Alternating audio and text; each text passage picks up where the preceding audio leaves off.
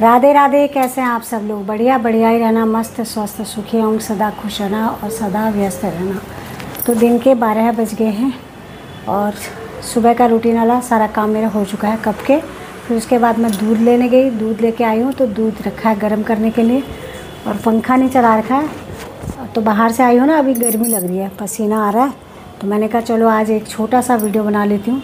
अब देश की जो मतलब पाकिस्तान और इंडिया की जंग हो रही है और अभी तो इंडिया ने परसों रात को उनके जो आतंकवादियों के ठिकाने हैं वहाँ पर अटैक किया है।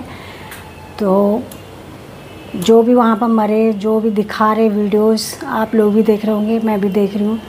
क्या सच है क्या झूठ है हमें नहीं पता, और हम तो भोली भाली जनता हैं, गुमराह किया जाता है हमें। और पर दुख की बात यह है कि अगर सच में जंग होगी तो हमारे लिए भी, चाहे पाकिस्तान वालों के लिए भी, ये बहुत दुखद बात होगी, क्योंकि इसमें निर्दोष लोग मारे जाएंगे, भोली भाली जनता मारी जाएगी, चाहे उनकी तरफ से है चाहे हमारी तरफ से है। और जवान जो लड़ने के लिए गए हुए हैं उन्हें बोला जाएगा शहीद हो गए शहीद हो गए। तो शहीद हो गए बोलना तो आसान बात है, लेकिन जिसके घर का जाता है उसी को पता होता है कि ये कैसी मुश्किल घड़ी उनके साथ हो रही है। तो अब हम क्या कर सकते भैया, हमें तो नहीं मालूम। और जो पाकिस्तान के आतंकवादी थे उन्होंने जो 28 लोगों को मारा पहलगाम में, तो वो अच्छा नहीं था, वो उन्होंने बहुत गलत किया। एक तो धर्म पूछा, उसके बाद उन लोगों को मारा। तो जिसके सामने, जिसकी पत्नी के सामने उसके पति को मारा गया है और जिसके बच्चों के सामने उसके पापा को मारा गया है, तो ये बहुत दुखदाई घटना है। लेकिन अब क्या कर सकते हैं भाई, वो लोग चाहते होंगे कि बदला लिया जाए, बहुत से लोग चाहते हैं, बहुत से लोग भड़के हुए हैं। तो आतंकवादी घटना तो हमेशा होती रहती है ऐसे ही, लेकिन जो अभी 28 लोगों को एक साथ धर्म पूछ के मारा गया, ये बहुत बड़ी गलत घटना है। आप सभी लोग भी जानते हैं, हम भी जानते हैं, लेकिन जंग जो है, जंग हल नहीं है। इससे क्या होगा ना, हमारा देश कितने पीछे चला जाएगा। सपोज करो, मतलब एक सोचो कि एक गाड़ी हमारे पास है, हम उस गाड़ी को चलाते हैं, तो उस गाड़ी के रख रखाव के लिए, उस गाड़ी को चलाने के लिए हमें पेट्रोल डीजल की ज़रूरत होती है, उसके रख रखाव के लिए हमें बहुत पैसे खर्च करने पड़ते हैं। वो हमारी ही चीज़ है, उसके बावजूद भी हमें उसके लिए खर्चे के लिए हमें रोज़ का उसका खर्चा चाहिए।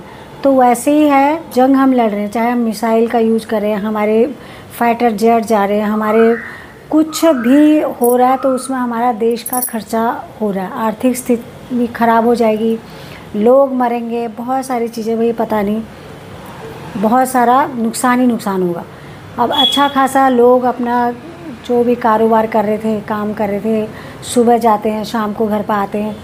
तो कहीं मुझे तो ऐसा लग रहा है जैसे कोरोना फैला था ना, तो कोरोना तो वायरस था, वो इंसान के अंदर था। उसका डर ये था कि भाई ये आदमी आ रहा है, ये बाहर से आ रहा है या इधर से आ रहा है, इसके अंदर वायरस होगा तो ये फैलेगा, हमें भी हो जाएगा कोरोना।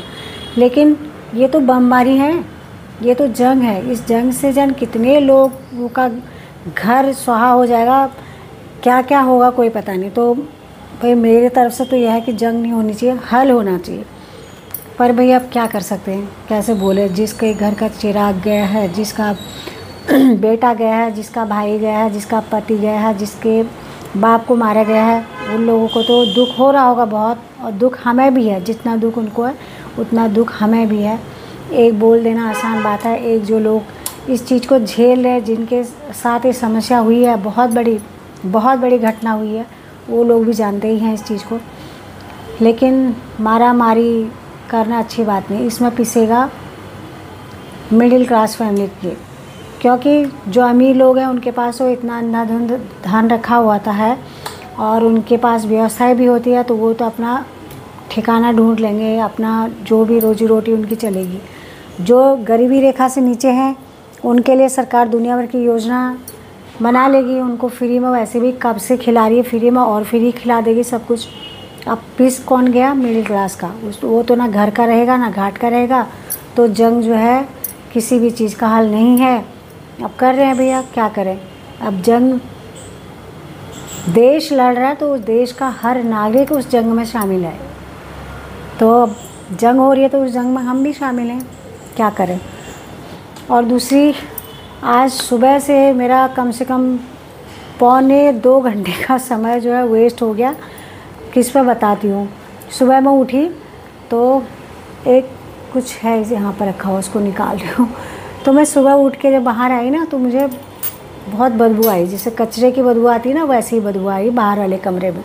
अंदर से होती हूँ तो वो पूरा बंद रहता है, एसी चलता है, तो बाहर एक आई तो मुझे ऐसा लगा कि बाहर कचरा वाला आया होगा तो कचरा ले रहा होगा लोगों के घर से, तो वो आती है बदबू उस पर। लेकिन इतने ऊपर तो कभी नहीं आती, जैसे उसके पास से गुजरो ना तब आती है। तो मुझे लगा कि चलो होगा, इधर आ रही होगी। अब बहुत देर हो गई, मैं अपने काम पर लगी हुई थी। जो वो बदबू नहीं गई तो बालकनी में गई देखने के लिए कि ये कितनी देर से यहाँ पर, क्योंकि वो क्या करते ना, कचरा हम डालते हैं भैया, कोई काम छोटा नहीं है। मैं उनके काम के लिए गलत नहीं कह रही हूँ, कोई ना कोई तो उठाएगा कचरा, तो वो कचरा वहीं पर बीनते हैं। जो उनके काम का होता है उसे अलग करते हैं और जो ऐसा होता है उसको अलग करते हैं। तो बालकनी से देखा वहाँ है ही नहीं। अब मेरा दिमाग ख़राब, फिर मैंने एग्जॉस्ट फैन चलाया। मैंने क्या पता वो होगा यहाँ पे, अब चला गया होगा, उसकी बदबू आ गई होगी। अब वो चलाया तो अब भी बदबू नहीं गई, फिर मैंने उसे ही बंद कर दिया। फिर मेरे दिमाग में आया, मैंने कहा भगवान कहीं आलू प्याज कोई चीज़ तो नहीं सड़ गई। देखा, जैसे मैंने ऐसे आलू के उस पर हाथ लगाया रैक में जिसमें आलू रखे होते टोकरी, और उसी आलू पे मेरे हाथ लगा जो सड़ा हुआ था। चलो वो आलू निकाला, वो मतलब पिल हो रहा था, ऐसे फटा हुआ नहीं था। उसको उठा के मैंने फेंक दिया। अब फेंक दिया तो उसके बाद चलो मैंने कहा थोड़ी देर बदबू रहेगी, उसके बाद भी देखो बहुत बदबू। फिर मैंने उस आलू निकाले, उसमें से जहाँ जहाँ उस पर से रस टपका था ना, उन जिन आलू पे वो रस टपके हुए आलू वो धोए, फिर भी बदबू नहीं जाए। तो आलू है ऊपर से, नीचे वाली जो टोकरी है ना उसमें है प्याज। फिर देखा तो प्याज पे भी वो ऊपर से रस टपका हुआ नीचे तक, प्याज में भी 2-4 प्याजों पे भी लगा था। फिर वो प्याज निकाले, वो भी धोए। और फिर देखा तो लहसुन है एक पन्नी में रखा हुआ, उस पन्नी को मैंने आलू के नीचे ही रखा हुआ था। अब देखा तो उस पन्नी पर भी उस सड़े हुए आलू का रस टपका था। फिर वो उसे भी धोया, उस पन्नी को भी। हे भगवान, पूरा 1.25 घंटे। अब ये मैंने सब एक ही बारी में नहीं किया। एक बार तो आलू निकाल के फेंका, अपना काम करने लगी, तब भी बदबू नहीं गई। फिर आलू चेक करे थोड़ी देर बाद, फिर वो आलू धोए, फिर भी बदबू नहीं गई। फिर प्याज चेक करा, फिर प्याज धोए, फिर भी बदबू नहीं गई। फिर वो जो लहसुन का जो थैली बता रही हूँ पन्नी में रखे हुए, उसे धोया। मतलब तो इसको बार बार एक ही बार में कर लेती तो ठीक था, बवाल तय हो जाता। अब पता ही नहीं था इतना। तो अभी मेरे ना वो दिमाग में घुस गई वो बदबू। मुझे ऐसा लग रहा कि बदबू ही आ रही है। अब तो कुछ भी, किसी पर भी रस वस कुछ नहीं है। तो कभी कभी ऐसा दिमाग ख़राब हो जाता है। मैं इस सोच में डूब गई हूँ कि बताओ कल के दिन में मेरे को हल्की सी बदबू क्यों नहीं आई। वो रात में इतना कैसे सड़ गया वो आलू, और कैसे उसका इतना रस टपक गया नीचे। और मेरी नाक इतनी तेज़ है ना, बहुत ज़्यादा अच्छी। ना नाक तेज़ होना, ना कान तेज़ होना। आँख तो तब भी ठीक है, चलो। नाक और कान तेज़ होना अच्छा नहीं है। ये कभी कभी कुछ गलत सोच में भी डाल देते हैं।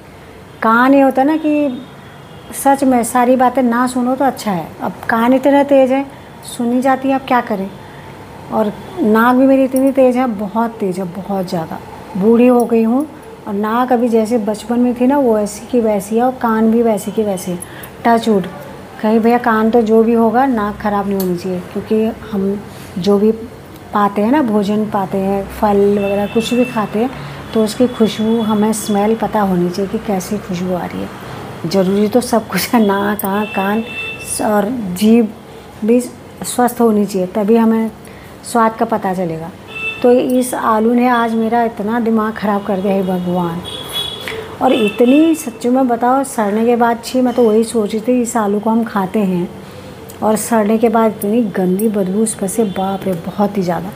तो अभी मैंने दूध रखा है गर्म करने के लिए, और इसके बाद मेरे को पानी जो है फ़िल्टर करना है।